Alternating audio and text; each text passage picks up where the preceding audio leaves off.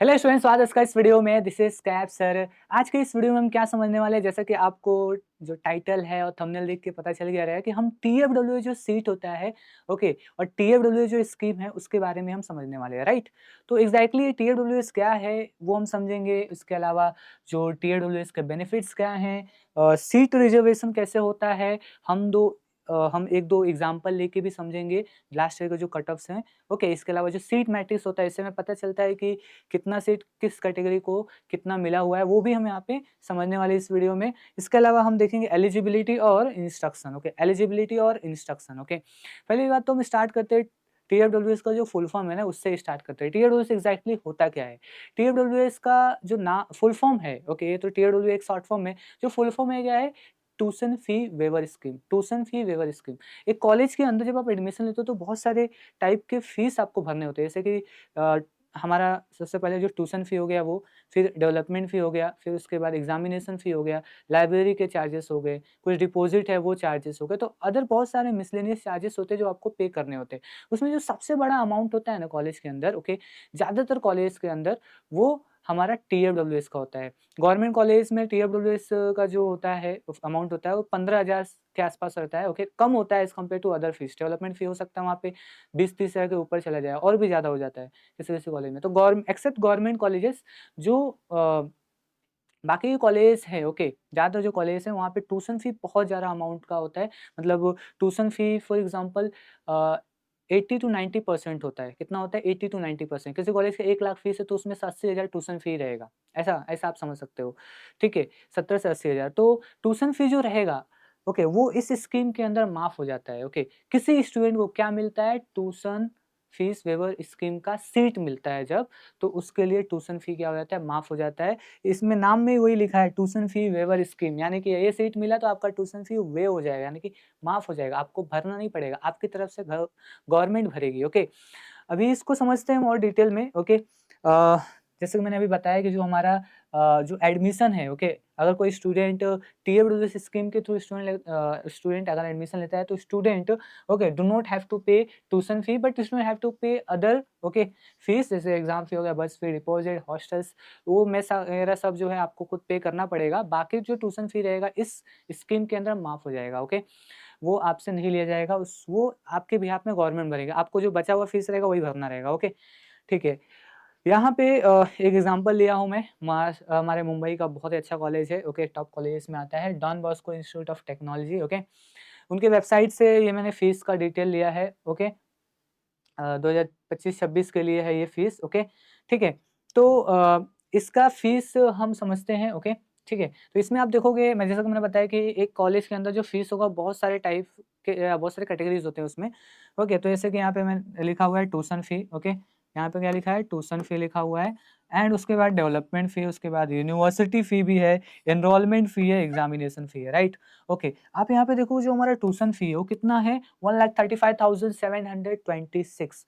कितना है ये है। हम लोग सिर्फ यही वाला कॉलम देख रहे हैं बिकॉज़ ये क्या है, फर्स्ट ईयर के लिए है। ये डायरेक्ट सेकंड ईयर यानी कि डिप्लोमा वालों का है, ये वाला देख रहे हैं। तो इसमें आप देखोगे ट्यूशन फी कितना, 1,35,726, ओके। यहाँ पे डेवलपमेंट फीस बस इतना हो रहा है। 596 जो है हमारा यूनिवर्सिटी फी हो गया, एनरोलमेंट फी हो गया, फिर ये एग्जामिनेशन फी 2532। ये पूरा 1 साल का फीस है। 1 साल के फीस में से 1,58,000 में से 1,35,000 आपका माफ हो गया। 1,35,000 माफ हो गया। आपको भरना कितना है? 25,000। 25 मैक्स टू मैक्स 25 से 25,000 ही भरना होता है नॉर्मली, अगर डब्ल्यू सीट मिल रहा है तो आपको, ओके, कॉलेजेस में। तो ये देख लो, ये सारे फीस आपको भरने होंगे, ये वाला, ओके, डेवलपमेंट फीस जो हो गया, फिर उसके बाद यूनिवर्सिटी फी, एनरोलमेंट फी और एग्जामिनेशन फी आपको भरने रहेंगे, और कुछ वही 25,000 तक होगा। बाकी आपका ये जो फीस रहेगा वो नहीं भरना रहेगा अगर आपको टीएफडब्ल्यूएस सीट मिल गया तो, ओके, ठीक है, ये हो गया। लेकिन क्या ये जो टीएफडब्ल्यूएस सीट होता है वो एक कॉलेज में फिक्स है क्या? मतलब ऐसा रहता है क्या कि एक कॉलेज में अगर 120 सीट्स हैं, टोटल मान लो 120 या फिर 180 सीट्स है, तो उसमें से कुछ 2-3 सीट ही रहेंगे, ऐसा होता है क्या? नहीं, ये बेसिकली हमारा टीएफडब्ल्यूएस जो सीट होता है, एक कॉलेज के हर एक ब्रांच में होता है। ओके, एक कॉलेज के अंदर अगर 9 ब्रांच है तो 9 ब्रांच के अंदर टीएफडब्ल्यूएस सीट रहेगा। उसका रिजर्वेशन यहाँ पे समझते हैं। ओके, हर ब्रांच के अंदर जो टोटल सीट रहेगा, ओके, उसका जो 5% सीट रहेगा वो फिल कैसे किया जाएगा? टीएफडब्ल्यूएस स्कीम के थ्रू। ओके, यानी कि किसी कॉलेज में कंप्यूटर इंजीनियरिंग के ब्रांच के अंदर 60 सीट है, 60 सीट है। ओके, तो 60 का 5% कितना हुआ? 3, कितना हुआ? 3। तो वहाँ पे उसका 3 सीट जो रहेगा ना उस ब्रांच में, 3 बच्चों को टीएफडब्ल्यूएस मिलेगा और उनका जो फीस रहेगा ट्यूशन फी माफ़ हो जाएगा। इसके लिए कोई भी अप्लाई कर सकता है, इसमें टीएफडब्ल्यूएस में नॉर्मली। ओके, यहाँ पे कास्ट वाले भी अप्लाई कर सकते हैं, यहाँ पे जो ओपन कैटेगरी के स्टूडेंट है वो भी अप्लाई कर सकते हैं। बस ये जो भी स्टूडेंट है वो महाराष्ट्र स्टेट कैंडिडेट होने चाहिए। महाराष्ट्र स्टेट कैंडिडेट हो, type A, B, C, D, E, इसमें से कोई भी, तो आप टीएफडब्ल्यूएस के लिए अप्लाई कर पाओगे। इसके लिए एलिजिबिलिटी क्या है वो मैं बताता हूँ अभी। ठीक है, तो ये हो गया, जैसे कि एग्जांपल ही बताया 120 अगर है किसी डिपार्टमेंट में, फॉर एग्जांपल सीएस डिपार्टमेंट में, तो वहाँ पे 6 सीट जो रहेगा, ओके, 6 सीट वो जो रहेगा वो बेसिकली किसके लिए होगा? टीएफडब्ल्यूएस स्कीम के थ्रू जो जिन स्टूडेंट को मिलना चाहिए वो फिल किया जाएगा सीट्स। ओके, ठीक है, यहाँ पे लास्ट ईयर का मैंने सीट मैट्रिक्स लिया जिससे हमें पता चलता है कि एग्जैक्टली टीएफडब्ल्यूएस के लिए कितना है। वैसे तो हमें पता है, बट हमें ये पता करना है टोटल सीट्स कितने, ये भी कभी-कभी चेंज होते हैं। ओके, तो पिछले साल में ये डॉन बॉस्को कॉलेज में कैप राउंड के लिए 120 सीट्स थे। ओके, 120 का कितना हुआ? 120 का कितना है? 5% कितना होगा? Total 6 seat. तो यहाँ पे देख सकते हो 6 सीट्स किसके लिए रिजर्व है?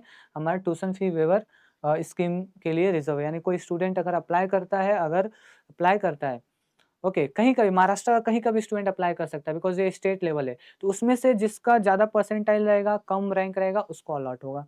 ठीक है?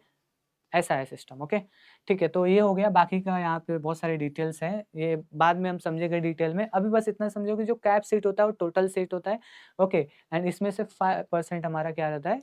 ठीक है, ट्यूशन फी के लिए रहता है। ओके, एक और इम्पोर्टेंट चीज़ है कि ट्यूशन फी वेवर स्कीम के लिए कोई सर्टिफिकेट नहीं चाहिए रहता है। ओके, ठीक है, तो क्या चाहिए रहता है? सर्टिफिकेट नहीं है तो क्या चाहिए? बेसिकली अगर सर्टिफिकेट नहीं है तो आपको क्या करना पड़ेगा? अ अ, आपके फैमिली का इनकम सर्टिफिकेट बनवाना होता है। ओके, इसका मेन वही है। महाराष्ट्र स्टेट कैंडिडेट हो, फर्स्ट एलिजिबिलिटी कंप्लीटेड। ओके, अगर आप किसके कैंडिडेट हो, फॉर एग्जांपल टाइप बी हो, यानी कि आपका खुद का डोमिसाइल या फिर पापा का डोमिसाइल है तो भी चलेगा, वो भी आप बनवा सकते हो। और उसके लिए आप उसके बाद इनकम सर्टिफिकेट आप यूज़ कर सकते हो। ओके, ठीक है, तो basically type A, B, C, D में कोई भी सैटिस्फाई हो रहा है चलेगा।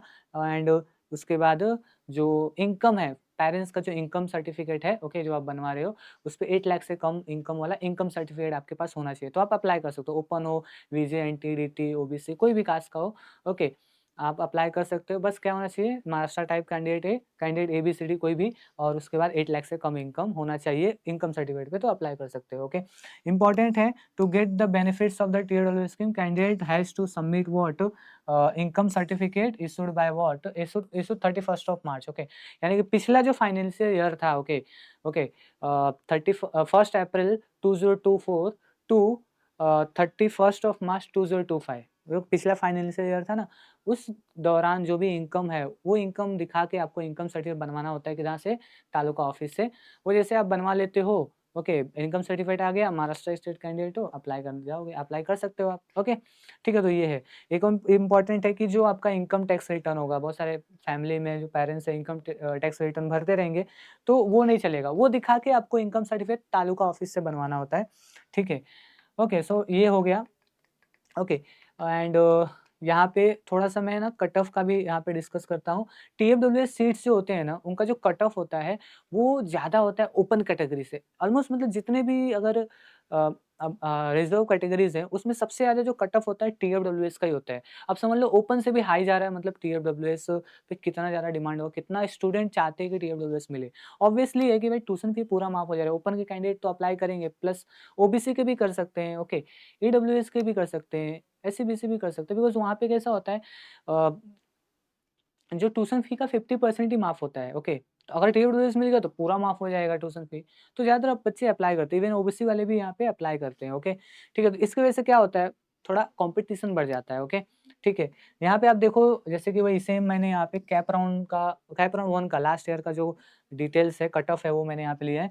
डॉन बॉस्को कॉलेज अगेन मैंने यहाँ पे कंसिडर किया है, ओके। कंप्यूटर इंजीनियरिंग ब्रांच देखते हैं इसका। कंप्यूटर इंजीनियरिंग ब्रांच में आप देखोगे ओपन का जो कट ऑफ है, यहाँ पे 96.10 गया है। मतलब लास्ट टाइम इस पे जो इस कॉलेज में एडमिशन हुआ है कंप्यूटर इंजीनियरिंग ब्रांच में, लास्ट जो एडमिशन हुआ है वो यहाँ पे 96.10 कैप राउंड 1 के लिए, ओके। और रैंक कितना था यहाँ पे उस स्टूडेंट का 11834, 11,832 था, ओके। टीएफडब्ल्यूएस के लिए और कम रैंक होना चाहिए और परसेंटाइल ज्यादा होना चाहिए। तो देखो 97.31, ओके, 04800, उसके लिए रैंक कितना था स्टूडेंट का जो एडमिशन हुआ था लास्ट टाइम इस ब्रांच में, वो था रैंक 8076। आप देख रहे हो कैसा यहाँ पे डिफरेंस कितना ज्यादा हो जा रहा है, राइट। तो टीएफडब्ल्यूएस में कंपटीशन होता है, ओके। यहाँ पे आप देख लो 3-4 हजार का डिफरेंस आ गया, ओके। ठीक है, तो ये आपको ध्यान रखना है, टीएफडब्ल्यूएस अप्लाई कर रहे हो तो परसेंटाइल अच्छा रहेगा तभी अच्छे कॉलेज में मिल सकता है, ओके। क्योंकि कैसा है ना, जैसे-जैसे और नीचे आएँगे ना, जैसे 95, 90 तक, वहाँ पे आप टीएफडब्ल्यूएस देखो तो वहाँ पे तो और ज़्यादा कट ऑफ हाई रहता है। तो ये सब चीज़ें आपको ध्यान में रखनी है, ओके। ठीक है, आपको कौन-सा लेना है, कौन-सा नहीं लेना है, ओके।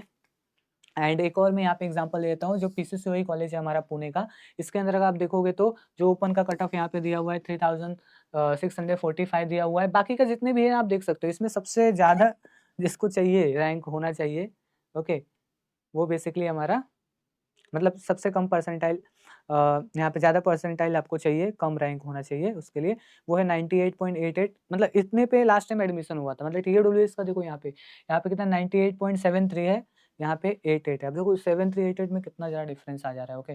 3164 और यहाँ पे क्या है 3645, 400 का डिफरेंस आ जा रहा है, राइट। बस इतने डिजिट, थोड़े से डिजिट में ही डिफरेंस है, राइट, ओके। तो ये हो गया, तो ये आपको ध्यान में रखना है टीएफडब्ल्यूएस के बारे में। ओके, अभी मैंने बता दिया है ये एलिजिबिलिटी के लिए, type A, B, C, D में से कोई भी हो, महाराष्ट्र का कैंडिडेट हो, 8 लाख से कम इनकम सर्टिफिकेट होना चाहिए। इनकम जो होना चाहिए लास्ट फाइनेंशियल ईयर का होना चाहिए, ओके। और उसपे जो वैलिडिटी है, इंपॉर्टेंट पॉइंट है, वैलिडिटी वो कब तक का होना चाहिए? वो बेसिकली हमारा कितना 31 मार्च मार्च 2026, ओके। 31st ऑफ मार्च 2026 यानी अगले साल तक का वैलिडिटी उस पे लिखा होना चाहिए, तभी आप अप्लाई कर पाओगे।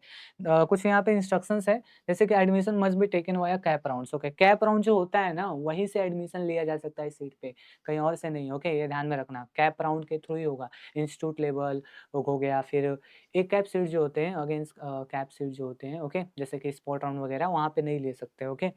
ठीक है। And student admitted under this scheme shall not be allowed to change their institute of course any sum. कुछ-कुछ कॉलेज में कैसा होता है कि आपने अगर सीएस लिया है या फॉर एग्जांपल आपने सिविल लिया है और आप चेंज करना चाहते हो किसी और ब्रांच में, कहीं-कहीं पॉसिबल होता है, बट ये सीट मिला है, पॉसिबल नहीं है भाई। ओके, आप पॉसिबल नहीं है, चेंज नहीं कर पाओगे, ओके।